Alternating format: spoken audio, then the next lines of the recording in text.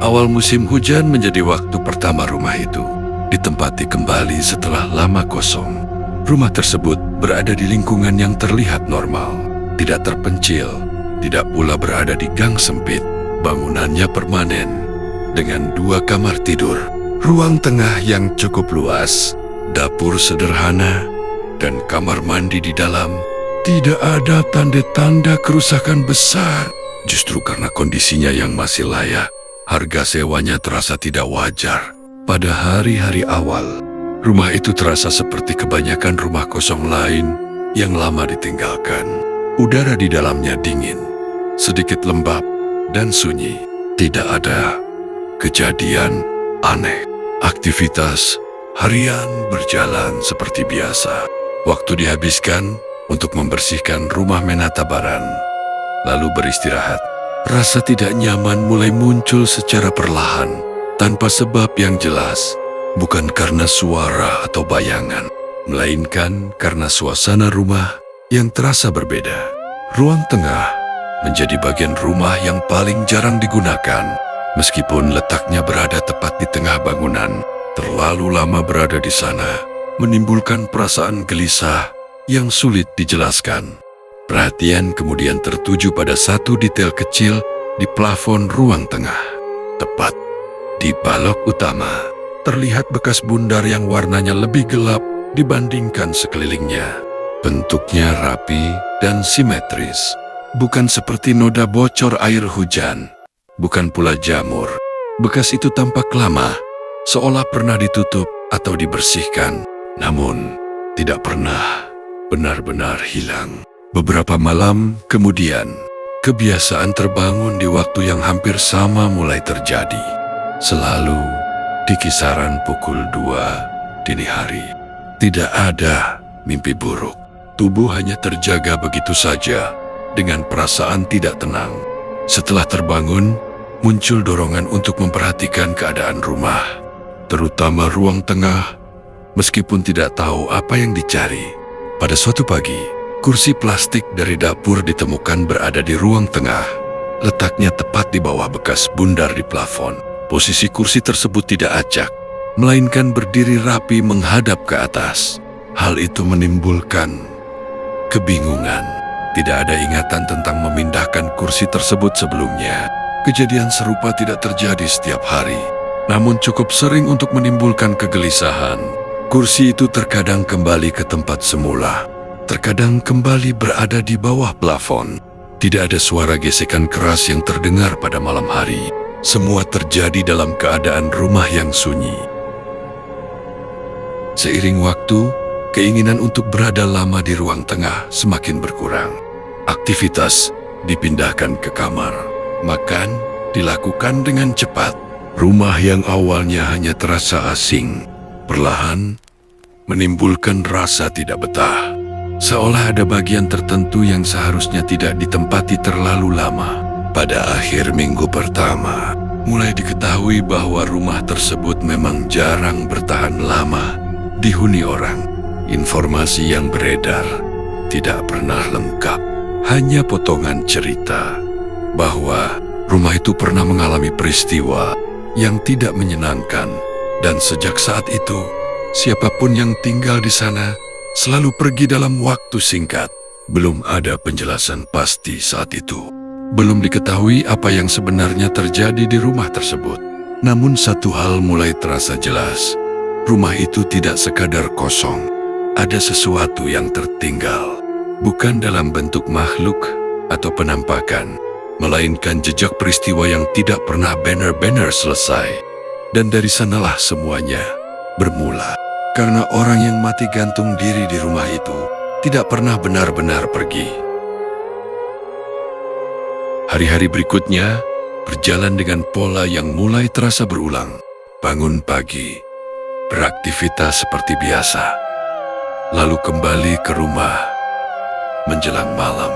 Tidak ada kejadian yang benar-benar mencolok, namun ketidaknyamanan terus bertambah perlahan. Rumah itu tetap terlihat sama, tidak berubah, tetapi perasaan di dalamnya tidak pernah benar-benar tenang. Perhatian semakin sering tertuju pada ruang tengah. Ruangan itu menjadi pusat dari segala kegelisahan, bukan karena bentuknya, melainkan karena suasana yang selalu terasa berbeda dibanding bagian rumah lain. Udara di sana terasa lebih berat. Lampu yang menyala terang tidak pernah benar-benar menghilangkan kesan redup. Bekas bundar di plafon semakin sering diperhatikan. Setiap kali menatapnya, muncul rasa tidak nyaman tanpa alasan yang jelas. Bekas itu tidak melebar, tidak pula mengelupas. Warnanya tetap sama, seolah sudah menyatu dengan struktur rumah. Upaya membersihkan plafon tidak pernah dilakukan, bukan karena malas, melainkan karena muncul perasaan enggan setiap kali berdiri tepat di bawahnya. Kursi plastik dari dapur semakin sering ditemukan berpindah. Tidak selalu di pagi hari. Terkadang kursi itu terlihat sudah berada di ruang tengah sejak sore. Meskipun sebelumnya diyakini masih berada di dapur. Tidak ada suara yang terdengar. Tidak ada tanda lantai tergores. Kursi itu seolah berpindah dengan sendirinya, tanpa meninggalkan jejak. Pola terbangun di dini hari juga semakin konsisten. Tubuh terjaga dalam keadaan sadar penuh, tanpa mimpi buruk, tanpa suara yang membangunkan. Setelah terjaga, rasa kantuk sulit kembali. Pikiran menjadi aktif, tetapi bukan karena kecemasan yang jelas. Hanya perasaan tidak nyaman yang menggantung. Beberapa kali muncul keinginan untuk menyalakan semua lampu di rumah. Setelah lampu menyala, keadaan tidak banyak berubah. Tidak ada bayangan bergerak, tidak ada suara langkah. Namun ketenangan itu terasa palsu, seperti lapisan tipis yang menutupi sesuatu di baliknya. Pada suatu hari, ditemukan bekas lain yang sebelumnya tidak disadari. Di lantai ruang tengah, tepat di bawah bekas plafon, terlihat noda samar yang berbeda dari keramik sekitarnya. Bukan noda basah, bukan pula bekas kotoran. Bentuknya tidak jelas, namun posisinya selalu sama. Noda itu tidak bisa dibersihkan sepenuhnya. Meskipun lantai sudah dipel beberapa kali, mulai muncul kebiasaan baru tanpa disadari. Menghindari berdiri tepat di bawah bekas plafon tersebut. Langkah selalu melenceng sedikit ke samping. Jika harus melintas, dilakukan dengan cepat. Tidak ada alasan rasional, namun tubuh seperti memiliki nalarnya sendiri. Informasi tentang rumah itu semakin sedikit demi sedikit diketahui. Rumah tersebut memang pernah lama kosong. Setelah ditinggal penghuni sebelumnya, tidak ada renovasi besar yang dilakukan. Tidak ada perubahan struktur, hanya pembersihan biasa sebelum kembali disewakan. Tidak ada yang benar-benar menghapus jejak peristiwa yang pernah terjadi di dalamnya. Kesadaran perlahan terbentuk bahwa rumah itu bukan sekadar tempat tinggal. Rumah itu menyimpan ingatan, bukan dalam bentuk cerita yang diceritakan orang, melainkan dalam bentuk bikas-bikas kecil yang masih ada hingga sekarang. Plafon yang tidak benar-benar bersih, lantai yang menyimpan noda samar, posisi kursi yang terus kembali ke tempat yang sama. Semua itu tidak terjadi sekaligus. Tidak ada kejadian dramatis. Justru karena berlangsung perlahan dan berulang, gangguan tersebut terasa semakin nyata. Tidak ada yang bisa ditunjuk sebagai bukti tunggal, tetapi rangkaiannya membentuk pola yang sulit diabaikan.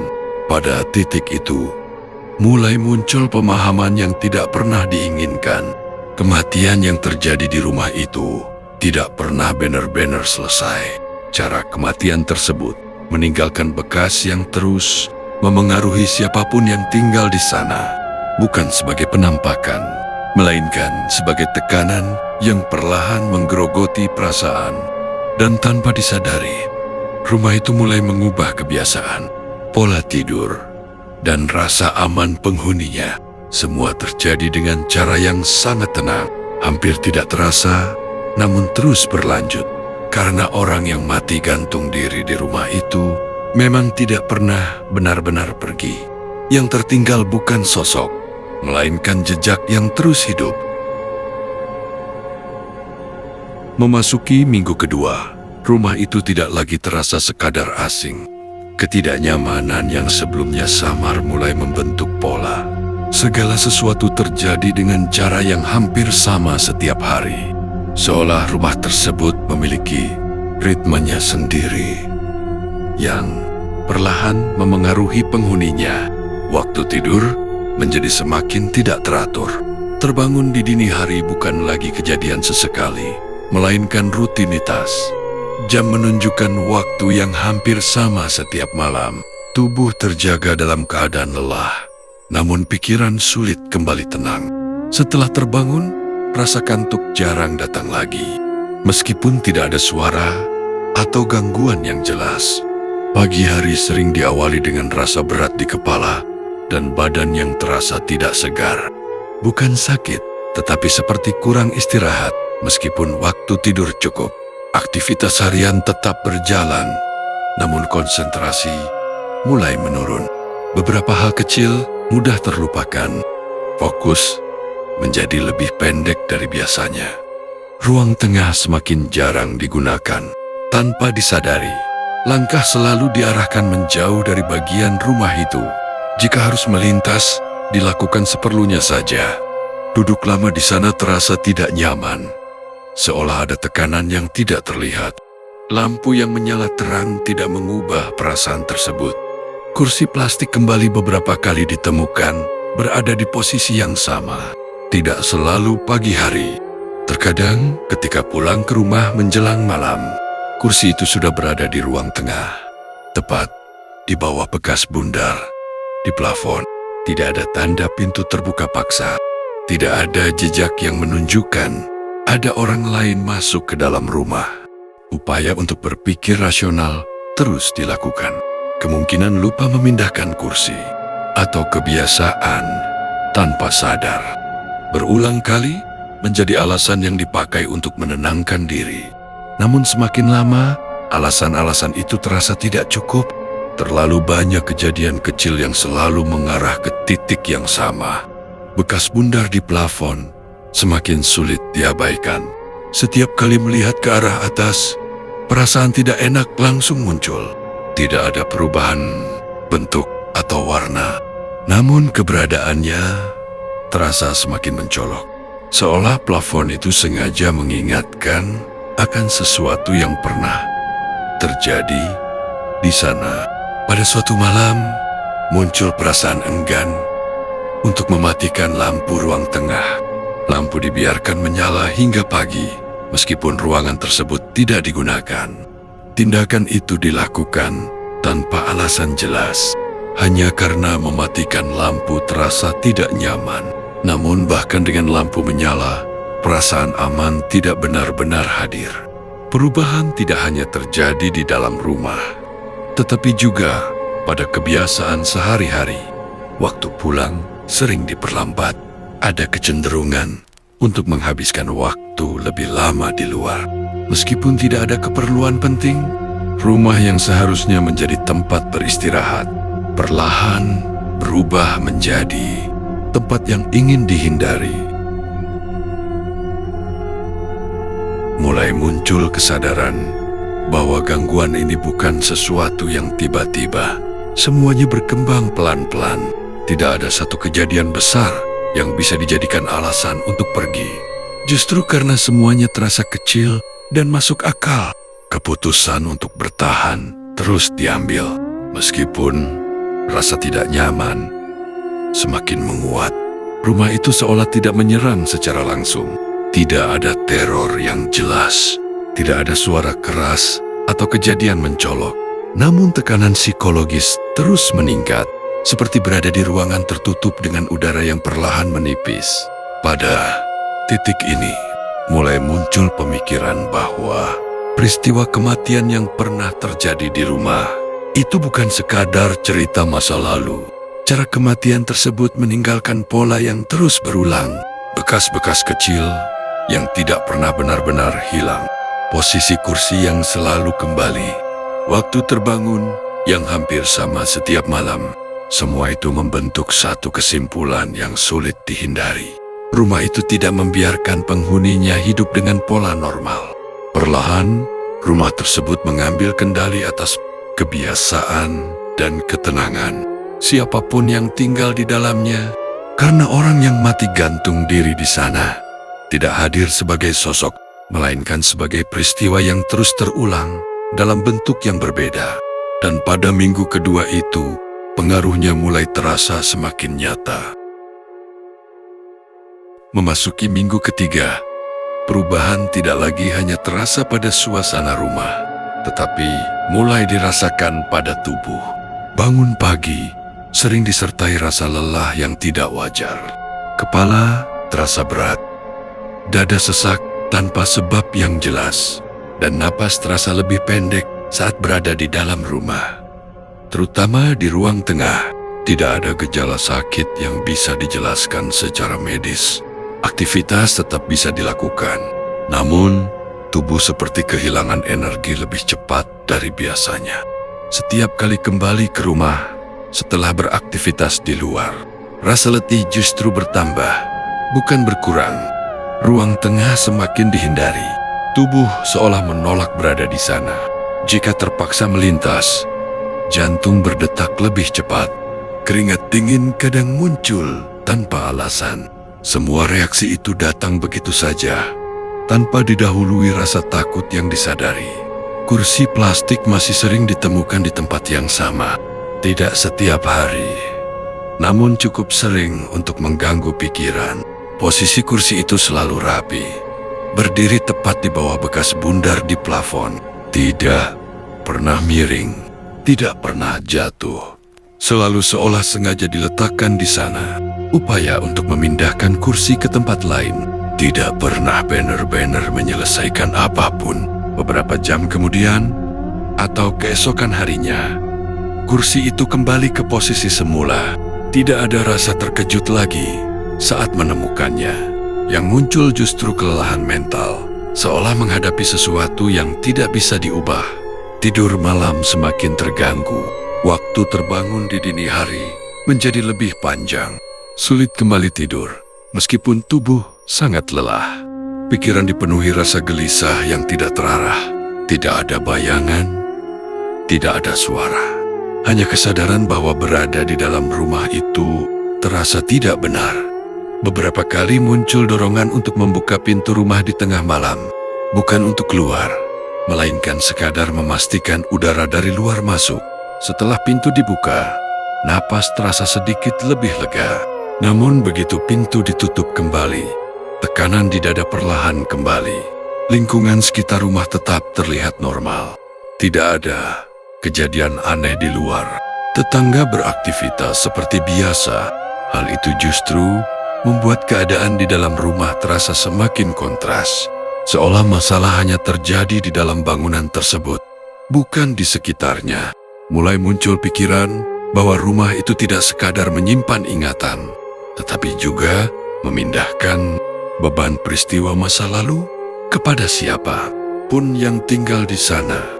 Beban itu tidak datang dalam bentuk ketakutan yang jelas, melainkan dalam bentuk kelelahan yang terus bertambah. Pada titik ini, keinginan untuk bertahan mulai melemah.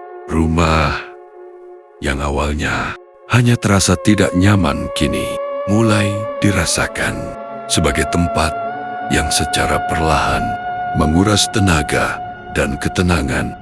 Tidak ada bukti nyata yang bisa dijadikan alasan kuat untuk pergi. Namun tubuh seolah telah mengambil keputusan lebih dulu. Kesadaran perlahan terbentuk bahwa tidak semua tempat bisa ditinggali hanya karena tampak layak. Ada rumah yang menyimpan jejak peristiwa terlalu berat untuk. Setelah beberapa minggu tinggal di rumah itu, muncul kebutuhan untuk memahami apa yang sebenarnya terjadi. Bukan untuk mencari hal-hal yang berbau mistis, melainkan untuk menemukan alasan logis di balik perubahan yang dirasakan. Gangguan yang dialami terasa terlalu konsisten untuk dianggap kebetulan semata. Perhatian kembali tertuju pada kondisi fisik rumah.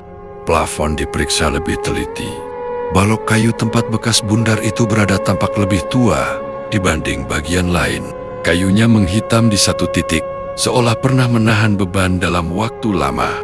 Tidak ada tali, tidak ada paku mencolok. Namun bekas tekanan masih terlihat jelas bagi yang mau memperhatikan. Bagian lantai di bawahnya juga diperiksa kembali. Noda samar yang sebelumnya terlihat ternyata tidak pernah berpindah tempat. Meskipun lantai dibersihkan berulang kali, warna keramik di titik itu tetap sedikit berbeda. Bukan karena kotor, melainkan karena permukaannya tampak lebih kusam, seolah sering mendapat tekanan dari benda berat. Semakin diperhatikan, semakin terasa bahwa ruang tengah bukan sekadar ruang biasa. Posisi balok, letak kursi, dan titik lantai tersebut membentuk satu garis lurus yang tidak mungkin terjadi secara kebetulan. Semua seolah mengarah pada satu peristiwa yang pernah berlangsung di tempat itu. Kegiatan di dalam rumah mulai dilakukan dengan sangat terbatas. Waktu berada di rumah dipersingkat sebisa mungkin. Makan dan beristirahat dilakukan seperlunya. Setiap kali harus berada lebih lama, tubuh kembali memberi sinyal penolakan berupa rasa lelah yang tiba-tiba, napas yang terasa pendek, dan pikiran yang sulit tenang. Pada malam hari, kebiasaan terbangun semakin sulit dihindari. Dini hari terasa seperti waktu paling berat. Tidak ada suara yang membangunkan, tetapi ada rasa tertekan yang membuat mata terbuka dengan sendirinya. Setelah terbangun, perhatian hampir selalu tertuju pada arah ruang tengah. Meskipun tubuh berada di kamar, perlahan muncul pemahaman bahwa yang terjadi bukan sekadar gangguan acak. Ada pola yang berulang, dan pola itu selalu berpusat pada cara kematian yang pernah terjadi di rumah tersebut.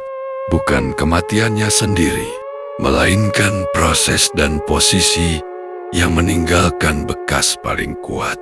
Rumah itu tidak menampilkan apapun secara langsung. Tidak ada penampakan, tidak ada suara keras.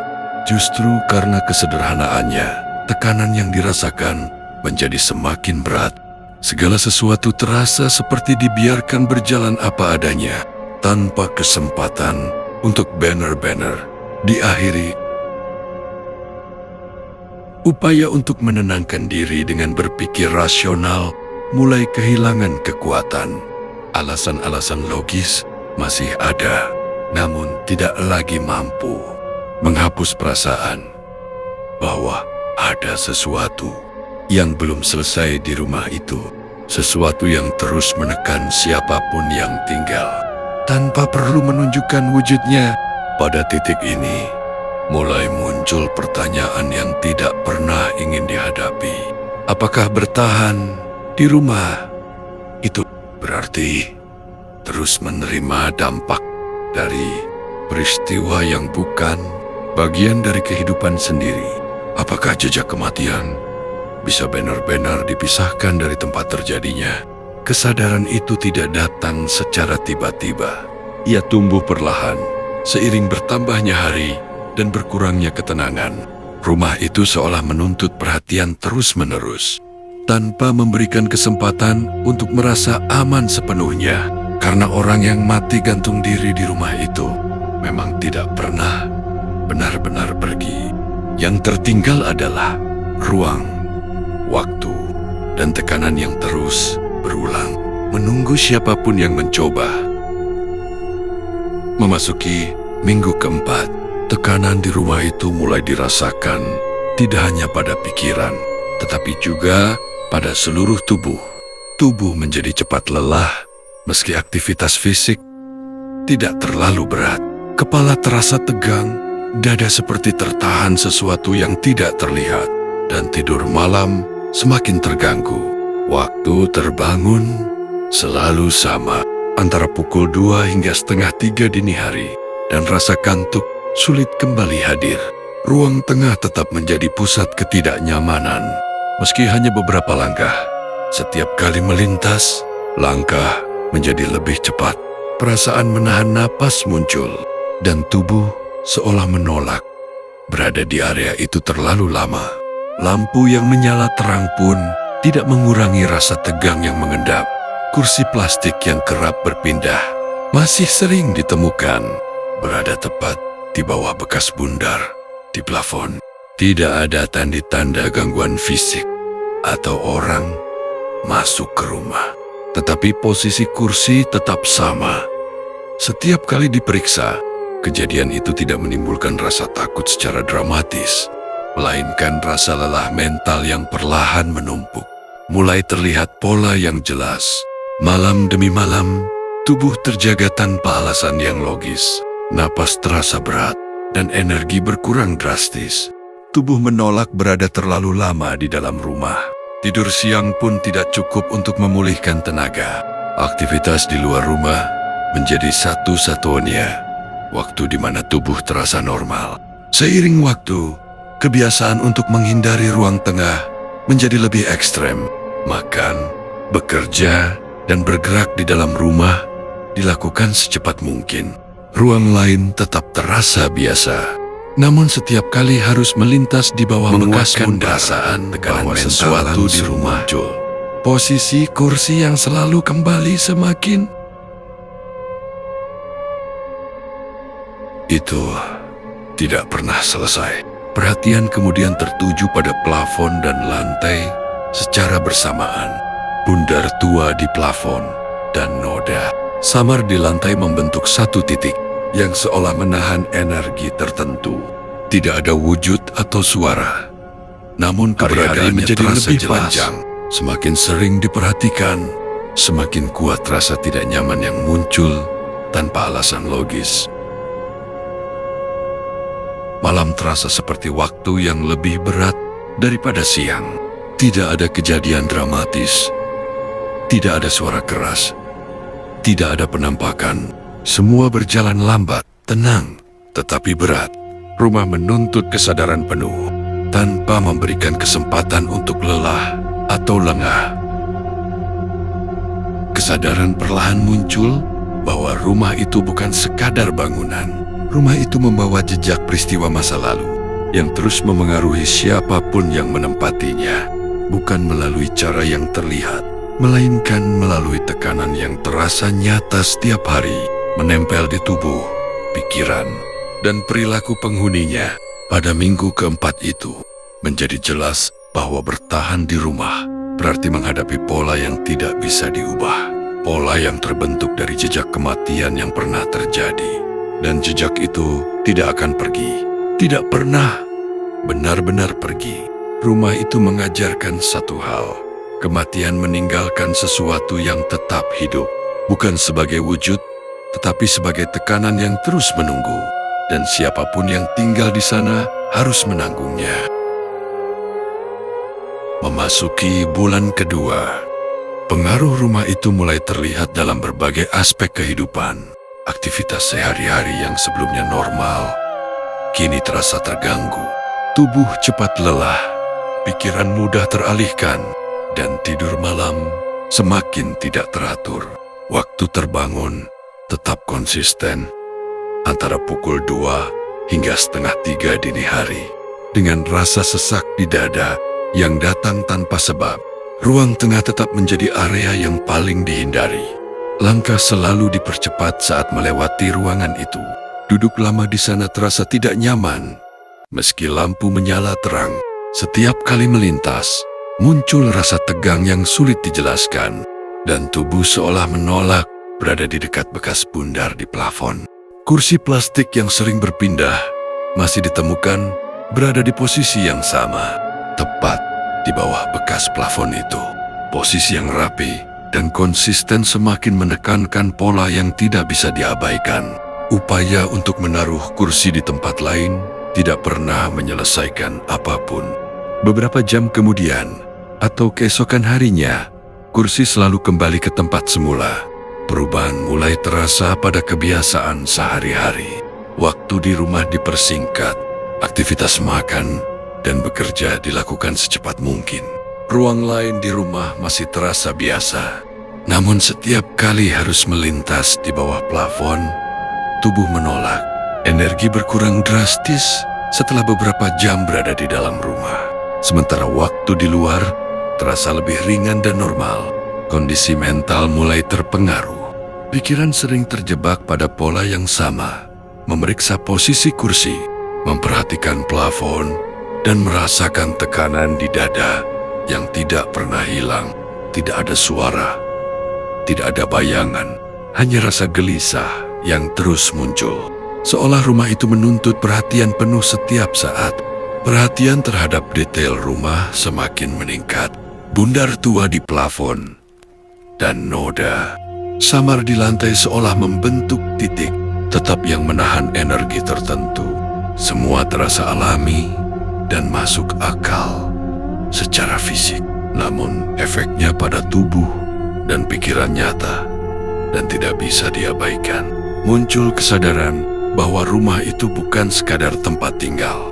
Rumah itu membawa jejak masa lalu yang terus memengaruhi penghuninya, bukan melalui hal-hal dramatis, melainkan melalui tekanan halus yang terus-menerus. Pola ini berkembang perlahan, memengaruhi kebiasaan, tidur, dan energi yang tersedia setiap hari.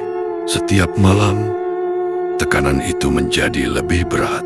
Tubuh cepat lelah, pikiran terganggu, dan rasa aman hilang perlahan. Tidak ada kejadian yang bisa dijadikan bukti jelas, tetapi efeknya terasa nyata, masuk ke rutinitas sehari-hari, dan sulit untuk dihindari. Di bulan kedua itu, rumah itu tidak lagi terasa seperti bangunan biasa. Ia adalah ruang yang membawa kenangan dan jejak peristiwa yang tidak pernah selesai. Setiap langkah, setiap menit, setiap tindakan menjadi bagian dari pola yang terus berulang. Dan yang mati gantung diri di rumah itu tetap meninggalkan sesuatu yang hidup. Tidak sebagai wujud, tetapi sebagai tekanan yang menempel dan menuntut. Tidak pernah benar-benar pergi. Memasuki bulan ketiga, pengaruh rumah itu terasa semakin nyata dalam kehidupan sehari-hari. Pola terbangun di dini hari terus berulang, dan tubuh terasa kelelahan kronis meski tidur cukup. Kepala berat, dada terasa sesak, dan pikiran mudah terganggu. Aktivitas normal mulai terasa melelahkan. Bahkan pekerjaan yang biasanya ringan menjadi sulit dilakukan. Ruang tengah tetap menjadi titik pusat ketidaknyamanan. Tubuh menolak berada lama di area itu. Setiap kali melintas, langkah dipercepat, dan perhatian selalu tertuju pada bekas bundar di plafon dan noda di lantai. Posisi kursi plastik yang selalu kembali semakin menekankan pola yang tidak bisa diabaikan. Semua kejadian tampak masuk akal, namun efeknya terhadap energi dan konsentrasi terasa nyata. Kehidupan di luar rumah menjadi tempat satu-satunya di mana tubuh dan pikiran terasa normal. Setiap kembali ke rumah, rasa lelah langsung muncul. Makan, tidur, atau bahkan duduk di ruang lain tidak mampu menghilangkan ketegangan yang menetap, terutama di malam hari. Tekanan psikologis mulai memengaruhi keputusan sehari-hari.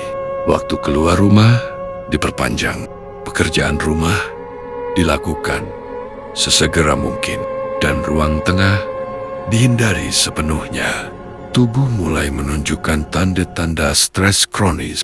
Rasa sesak di dada sering muncul tanpa aktivitas berat. Napas terasa pendek dan tidur tidak pernah pulih sepenuhnya. Pikiran mudah terjebak pada pola yang sama. Posisi kursi, bekas plafon, dan tekanan yang tidak terlihat namun terasa. Semua terasa nyata meski tidak ada bukti fisik yang jelas bagi orang lain. Kesadaran mulai terbentuk bahwa rumah itu bukan hanya bangunan kosong. Ia adalah ruang yang membawa jejak masa lalu yang berat. Jejak itu tidak muncul sebagai sosok atau suara, melainkan sebagai tekanan halus yang terus memengaruhi tubuh, pikiran, dan kebiasaan penghuninya. Pola itu tidak bisa dihentikan. Setiap malam, setiap langkah, setiap tindakan selalu terkait dengan jejak masa lalu tersebut. Gangguan ini memengaruhi kualitas hidup secara nyata. Aktivitas yang sebelumnya normal menjadi sulit. Pikiran terus menuntut perhatian terhadap detail rumah. Energi yang seharusnya digunakan untuk pekerjaan atau istirahat habis untuk menahan ketegangan. Rumah itu secara perlahan mengambil alih ritme hidup sehari-hari.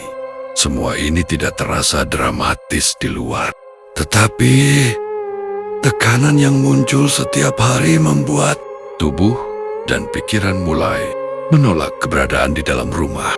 Tidak ada kejadian misterius yang bisa dijadikan alasan oleh orang lain.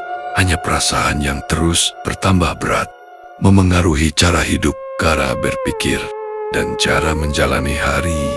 Dan sekali lagi, yang mati gantung diri di rumah itu tetap meninggalkan sesuatu yang hidup, tidak sebagai wujud, tetapi sebagai pola tekanan yang terus menempel dan memengaruhi siapapun yang tinggal di sana. Pola itu tidak akan pernah pergi. Memasuki bulan keempat, tekanan rumah itu mulai memuncak secara nyata. Tidur malam tidak lagi memberi istirahat. Bangun di dini hari tetap terjadi di jam yang sama, antara pukul 2 hingga setengah 3. Tubuh terasa lelah secara terus-menerus, kepala berat, dan dada terasa sesak. Energi untuk melakukan aktivitas sehari-hari semakin berkurang, sementara tekanan mental terus meningkat. Ruang tengah yang selalu dihindari kini menjadi pusat perhatian tanpa disengaja. Setiap kali melintas, tubuh seolah menolak. Langkah dipercepat.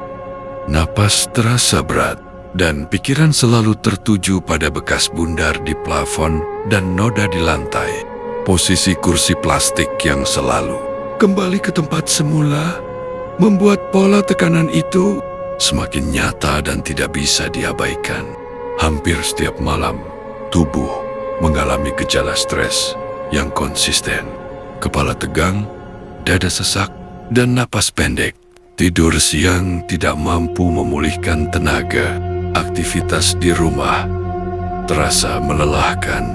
Sementara di luar rumah, tubuh terasa lebih ringan. Pola ini mulai memengaruhi rutinitas secara keseluruhan. Pekerjaan dilakukan lebih cepat. Aktivitas rumah dipersingkat. Dan ruang tengah dihindari sepenuhnya. Perhatian terhadap detail rumah menjadi semakin intens. Bundar tua di plafon dan noda di lantai tidak lagi sekadar terlihat, tetapi terasa menuntut perhatian. Semua terasa alami secara fisik, namun dampaknya pada tubuh dan pikiran nyata. Pola ini menimbulkan rasa kelelahan yang sulit dijelaskan bagi orang lain, karena tidak ada kejadian dramatis yang bisa ditunjukkan. Stres yang dirasakan mulai memengaruhi kehidupan sosial dan pekerjaan. Pikiran mudah terganggu, konsentrasi menurun, dan energi terbagi antara menjaga pola rumah dan menjalani kehidupan sehari-hari. Setiap malam, tekanan itu menguat, membuat tubuh dan pikiran menolak berada terlalu lama di rumah. Rutinitas harian mulai diubah demi menghindari ruang tengah atau lama tinggal di dalam rumah. Dalam rumah, kesadaran muncul bahwa rumah itu bukan sekadar bangunan. Rumah itu membawa jejak peristiwa masa lalu yang terus memengaruhi penghuninya. Pola jejak itu tidak bisa dihentikan sebagai sosok atau suara, melainkan sebagai tekanan halus yang meresap ke tubuh, pikiran, dan kebiasaan. Setiap langkah, setiap detik, setiap kegiatan di rumah tetap terkait dengan bekas peristiwa tersebut. Pada titik ini, rumah itu telah mengambil kendali atas banyak aspek kehidupan, rutinitas, energi, tidur, bahkan kondisi fisik terpengaruh. Semua ini terjadi tanpa kehadiran makhluk atau suara dramatis, sehingga bagi orang lain, rumah itu tampak biasa saja. Namun bagi penghuninya, tekanan itu nyata dan konstan. Dan sekali lagi, yang mati gantung diri di rumah itu tidak pernah benar-benar pergi. Jejaknya tetap hidup tidak sebagai wujud, tetapi sebagai pola tekanan yang terus memengaruhi kehidupan. Siapapun yang tinggal di sana, pola itu menuntut perhatian, energi, dan kesadaran penuh tanpa henti. Memasuki bulan kelima, rumah itu terasa semakin menekan. Pola terbangun di dini hari tetap berlangsung, dan tubuh merasa lelah setiap saat. Kepala berat, dada sesak, dan energi semakin menurun. Aktivitas sehari-hari yang biasanya bisa dilakukan dengan ringan kini menjadi tugas yang melelahkan. Tidak ada suara, tidak ada bayangan, hanya tekanan halus yang terus hadir. Ruang tengah tetap menjadi titik yang paling dihindari. Langkah selalu cepat, tubuh menolak berada lama di sana. Posisi kursi plastik yang selalu kembali ke bawah bundar di plafon menguatkan pola yang tidak bisa diabaikan. Semua tampak wajar bagi orang luar, namun pengaruhnya terhadap tubuh dan pikiran nyata dan tidak bisa dipungkiri. Pola tekanan itu akhirnya memaksa keputusan yang sulit. Tidak ada pilihan lain selain meninggalkan rumah. Tidak ada bukti dramatis yang bisa ditunjukkan, tetapi kondisi fisik dan mental sudah mencapai batas. Kelelahan yang tidak wajar, tidur yang tidak pulih, dan tekanan psikologis yang terus meningkat membuat tinggal di rumah menjadi tidak mungkin. Persiapan untuk pindah dilakukan dengan hati-hati. Semua barang dikemas, ruang tengah dilalui sesedikit mungkin, dan waktu di rumah dipersingkat hingga titik minimum. Langkah keluar dari rumah di hari terakhir terasa berat, bukan karena takut, tetapi karena menyadari bahwa jejak masa lalu yang meninggalkan tekanan tidak bisa dihilangkan. Rumah itu tetap akan membawa jejaknya kepada penghuni berikutnya.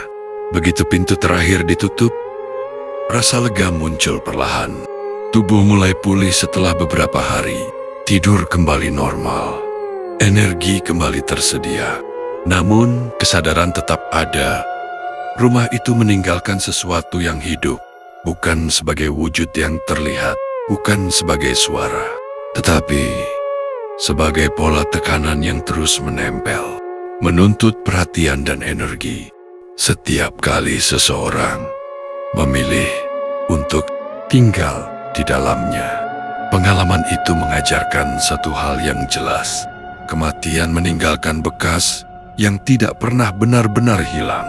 Orang yang mati gantung diri di rumah itu memang tidak pernah pergi. Bukan dalam bentuk yang bisa dilihat, tetapi melalui jejak yang tetap hidup di ruang, waktu, dan kebiasaan penghuninya. Rumah itu tetap berdiri, sunyi di luar, biasa bagi orang lain. Namun bagi siapapun yang pernah tinggal di dalamnya, ia selalu membawa satu pesan yang sama. Beberapa jejak tidak pernah bisa dihapus. Dan bagi mereka yang harus tinggal di dalamnya, pelajaran itu terasa nyata setiap hari.